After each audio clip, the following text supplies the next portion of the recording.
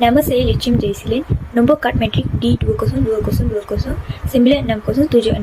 Jadi hari ini saya akan membuat video berkenaan dengan perbandingan teori kebenaran, koherensi dan korespondensi. Dalam cabang falsafah, epistemologi lebih berfokus terhadap teori kebenaran pengetahuan. Cabang ilmu falsafah ini membicarakan mengenai teori tentang cara mendapatkan ilmu pengetahuan dan membahaskan mengenai bagaimana cara menimba pengetahuan tersebut sehingga menjadi ilmu pengetahuan yang benar dan betul. Sebelum kita bermula dengan tajuk hari ini, terlebih dahulu kita harus memahami apa yang dimaksudkan dengan kebenaran.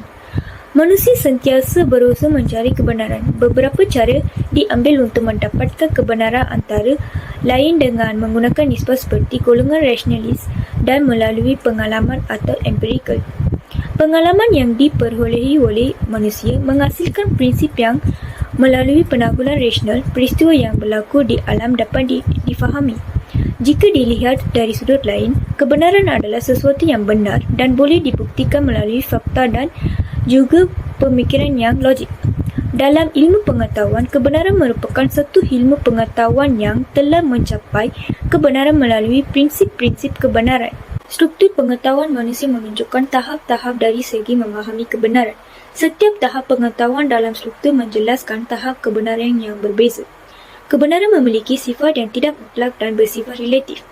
Dalam video ini, kita akan membincangkan dua teori kebenaran dalam konteks falsafah barat, iaitu teori koherensi dan teori korespondensi.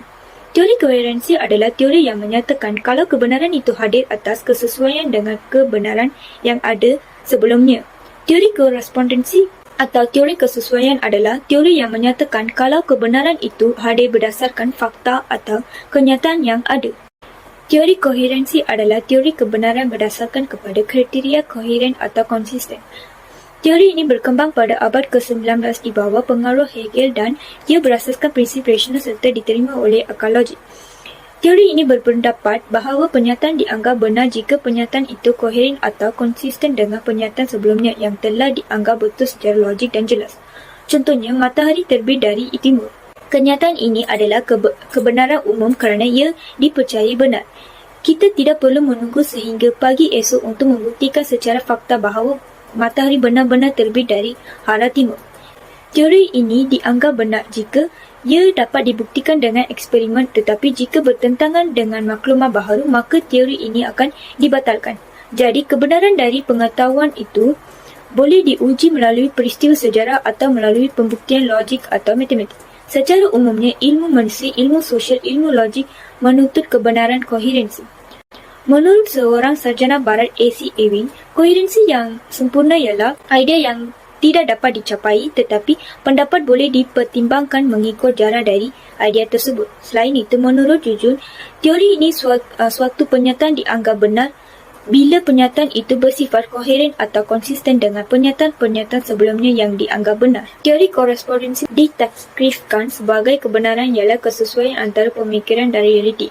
Teori ini kemudiannya diperkuatkan oleh Bertrand Russell yang menterjemahkan teori korespondensi bermakna bahawa penyataan adalah benar jika ia berkoresponden dengan fakta. Mengenai teori korespondensi kebenaran dapat menyimpulkan bahawa kita mengetahui dua perkara, iaitu pertama penyataan dan kedua kenyataan atau fakta. Contoh yang boleh diambil ialah di luar terjadi hujan. Penyataan ini akan dianggap benar bila kenyataannya di luar memang sedang hujan. Peristiwa turunnya hujan dapat dilihat oleh panca indera. Namun, sekiranya kejadian hujan itu tidak dapat digenggam oleh panca indera, maka hujan itu bukanlah suatu hakikat. Selain itu, gula yang rasanya memang benar manis akan terasa pahit jika dirasa oleh orang yang sakit. Oleh kerana itu, pengujian fakta mestilah dijalankan secara boleh diukur berulang-ulang dan melibat banyak responden. Teori korespondensi digunakan untuk proses pembuktian empirikal dan bentuk pengumpulan data yang menyokong penyataan yang telah dibuat sebelum ini.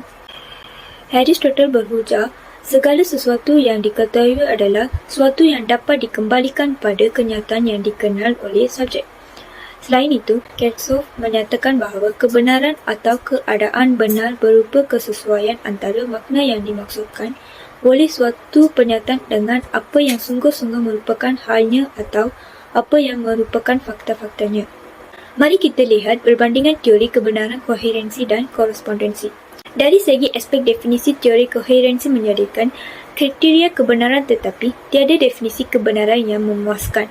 Manakala, teori korespondensi memberikan definisi kebenaran tetapi tidak memberikan kriteria kebenaran. Perbandingan seterusnya ialah teori koherensi berasaskan kepada idealisme, iaitu memandangkan mantel dan ideologi sebagai kunci kepada hakikat realiti. Idealisme itu sendiri melambangkan bahawa pengetahuan dan kebenaran segala sesuatu itu adalah idea atau akal fikiran manusia. Teori koherensi seterusnya berkembang dari idealisme kepada rasionalisme. Rasionalisme menganggap akal sebagai sumber tertinggi untuk mendapatkan kebenaran dan mencapai segala ilmu pengetahuan serta berasaskan nilai-nilai saintifik biasanya menolak adanya wahyu. Manakala teori korespondensi berasaskan kepada realisme. Realisme merupakan pelajaran atau fahaman tentang keadaan yang sebenar-benarnya, pemikiran yang berpegang betul kepada kebenaran yang nyata dan terhadap penyaksian panca indera. Teori ini sering dikaitkan dengan teori empirisme. Pengalaman panca indera sebagai sumber pengetahuan dalam empirisme. Teori ini berpendapat bahawa semua pengetahuan ini diperoleh berdasarkan pengalaman yang menerangkan bahawa dunia hanya boleh dijustifikasikan oleh pengalaman. Selain itu, perbandingan dari segi aliran pemikiran. Teori koherensi menggunakan cara berfikir secara deduktif, iaitu pemikiran bermula dengan perkara umum dahulu dan kemudian beralih kepada perkara yang lebih khusus. Sebaliknya, teori korespondensi pula menggunakan cara berfikir induktif, yang bermaksud pemikiran daripada perkara khusus kepada perkara umum. Mengikut teori koherensi, keputusan diambil berdasarkan pengalaman-pengalaman atau pernyataan yang diakui benar. Manakala mengikut teori korespondensi, keputusan akan mengambil akhir setelah mendapat fakta dari hasil-hasil penelitian.